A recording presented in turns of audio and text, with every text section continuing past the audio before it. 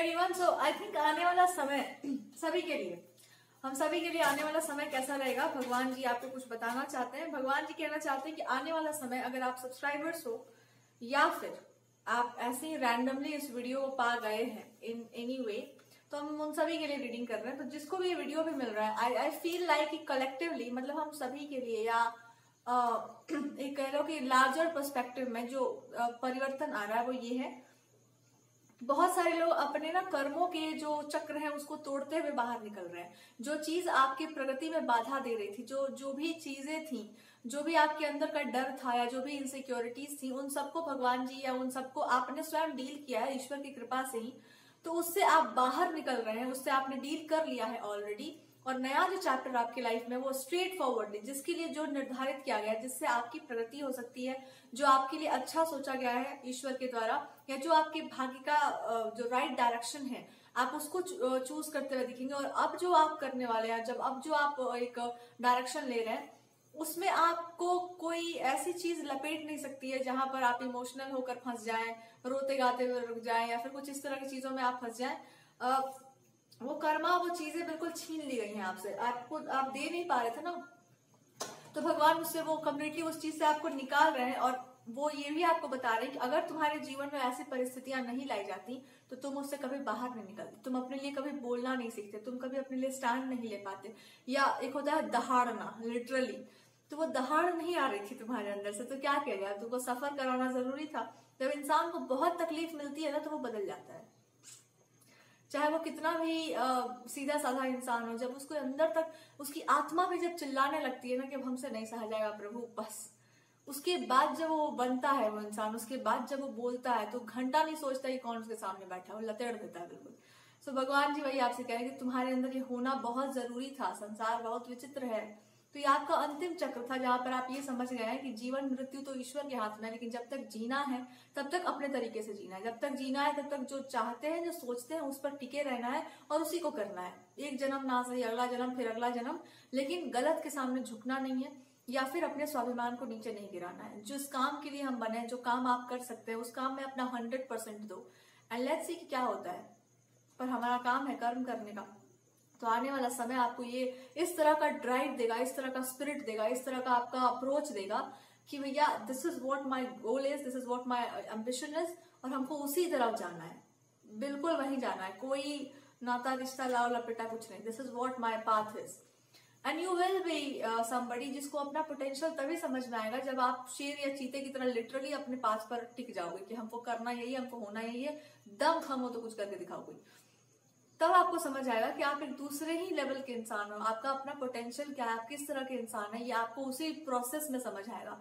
और जब तक आप खुद को समझेंगे नहीं, तब तक आप जब डेस्टिनेशन को टच करेंगे, तब तक आपको प्राइड फील होगा नहीं।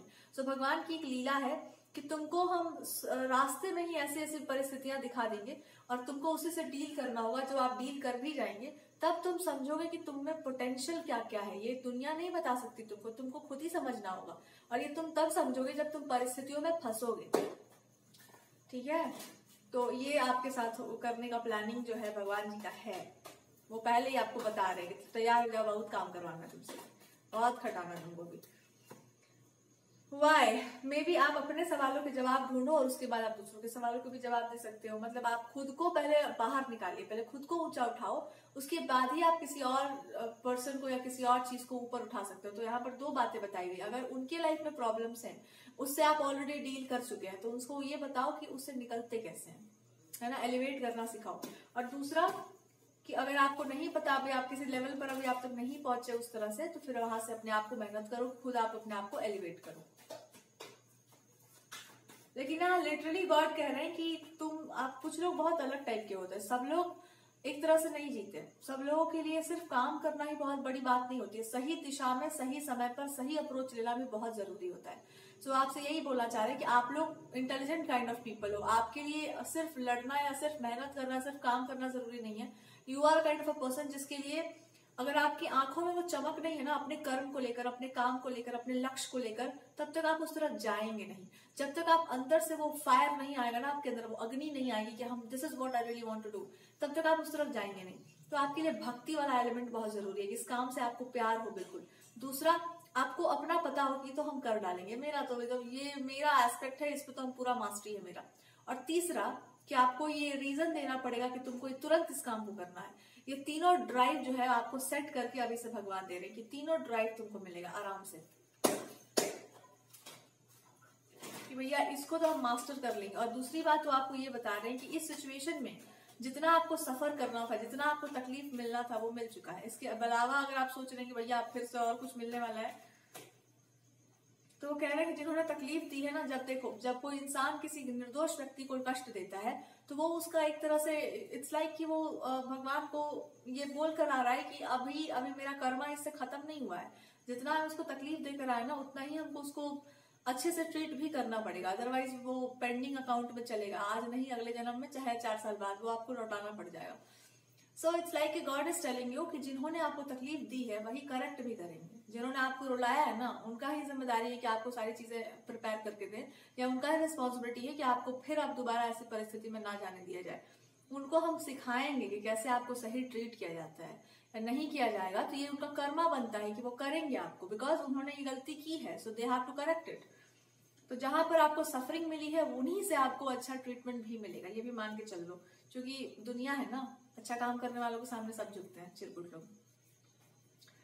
जब आप कुछ नहीं कर रहे होते हैं तो लोग कहते हैं क्या है इनका तो कुछ करना ही नहीं है, जब आप कुछ कर रहे होते हैं तो सबकी आंखों पर चढ़ जाते हैं, आप क्या हमको तो बचपन से ही पता था कि बहुत टैलेंटेड बच्चा है। और जब आप कुछ नहीं कर रहे हैं तो बहुत सारे लोग आ जाएंगे आपके ऊपर गीत गाने के लिए।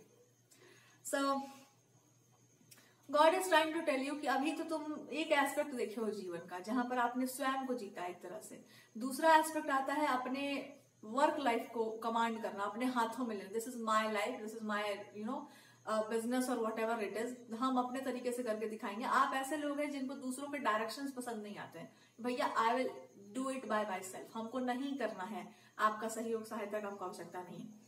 आपको कोई बंधन में डाले आपसे रहा नहीं जाएगा, you are open space person, जंगल हमारा, हम ही इसके राजा।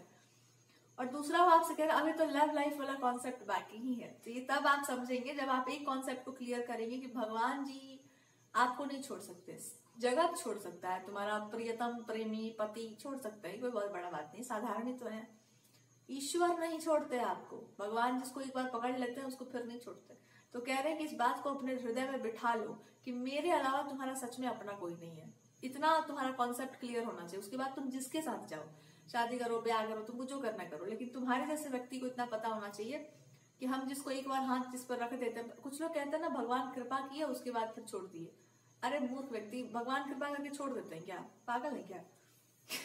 इट्स लाइक कि कुछ लोग पता नहीं ऐसा कॉन्सेप्ट लगाते हैं कि ऐसा हुआ आपके साथ उसके बाद फिर ऐसा हो गया मेरे साथ।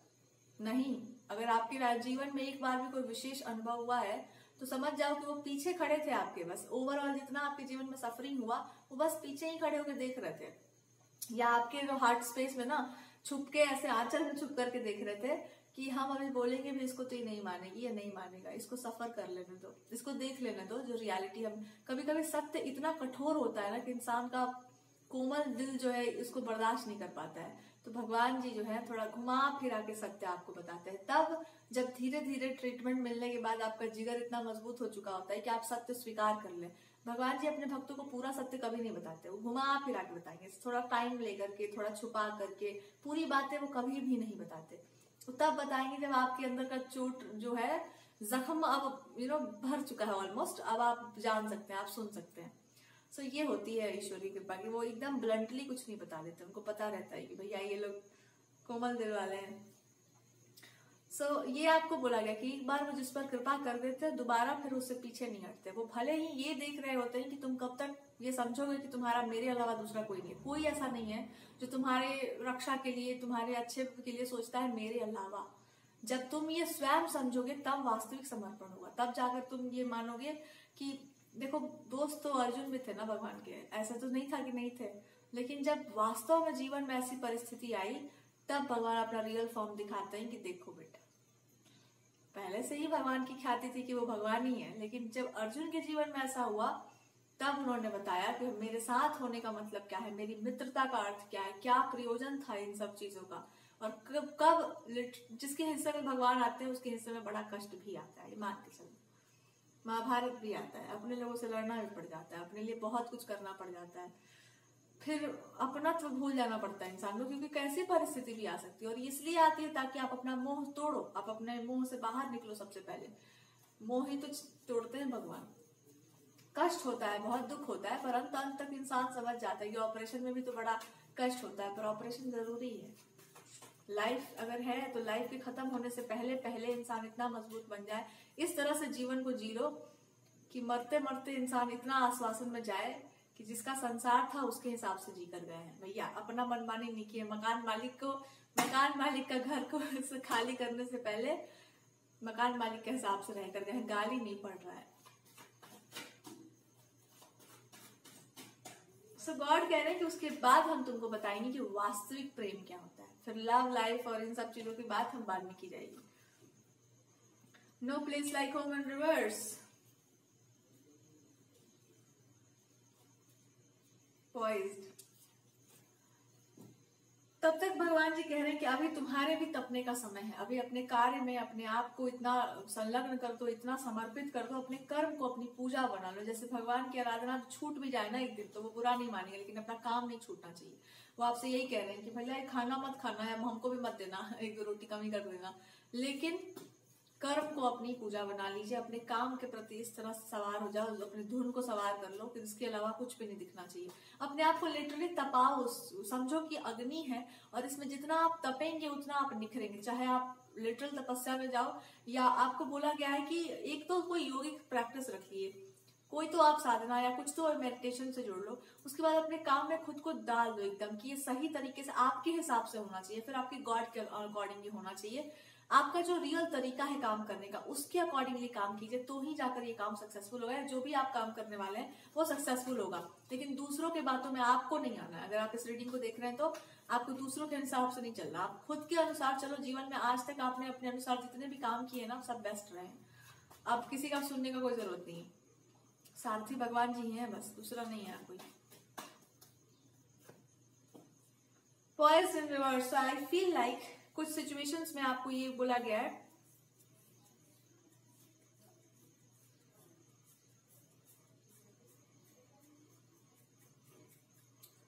आपने दुनिया का रंग देखा है, अभी दुनिया ने आपका रंग नहीं देखा, अभी लोगों ने आपका असली रंग नहीं देखा। तो आपका जो रियल रंग है वो बड़ा अलग टाइप का रंग है, उसमें एक अलग सुवास उठती है, एक ग्रीनिश कॉम्प्लेक्शन सा आता है। सो गॉड इज सेइंग कि हम तो उसका इंतजार कर रहे हैं कि जब वो रंग आएगा, जब वो रंग चढ़ेगा जब उस पर, तब क्या मजा आएगा। तो आप तो अभी दूसरों का रंग देख रहे हैं ना, अभी आपने अपना रंग कहाँ देखा है। तो रंग आपको तभी दिखेगा ना अपना, जब आप स्वयं को समर्पित करोगे किसी चीज में। समर्पण जहां होता है उसके बाद ही वास्तविक गुण प्रकट होता है। क्योंकि मन जब तक एक जगह पे शांत नहीं होगा आपको नहीं दिखाई देगा सत्य, आपको अपना ही। ओवरऑल आपका इंट्यूशन हाइटेंड होगा, आप अपने आप से मिलते हुए दिखाई देंगे, आप स्वयं से जुड़ते हुए। और बीच में कोई इंसान ऐसा हो सकता है जो बीच में आपका अटेंशन लेने का प्रयास करेगा, ऐसे चिरकुट को इग्नोर कर देना।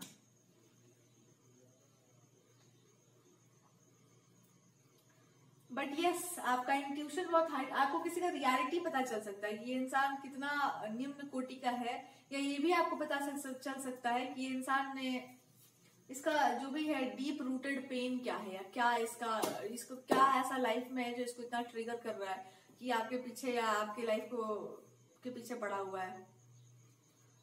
कोई इंसान आपसे एक्चुअली अच्छा बॉन्डिंग बनाने के चक्कर में अपना पूरा खराब करे जा रहा है reputation and image. So you will understand this but you will not care about it, because आपके पास और भी बहुत सारी चीजें होंगी करने को। तो एक ही मैसेज दिया जा रहा है कि थोड़ा प्रोफेशनल टच में आ जाओ। इट्स नॉट इम्पॉर्टेंट कि आप हर समय पर हर चीज एंटरटेन करो, इट्स वेरी इंपॉर्टेंट कि आप हैव सम बाउंड्रीज कि कब किसको एंटरटेन कितना करना है। Don't just be a person जिसके पास ओवर दिन भर टाइम है, बैठ के आपसे बात करना है, ऐसा कुछ नहीं होना चाहिए।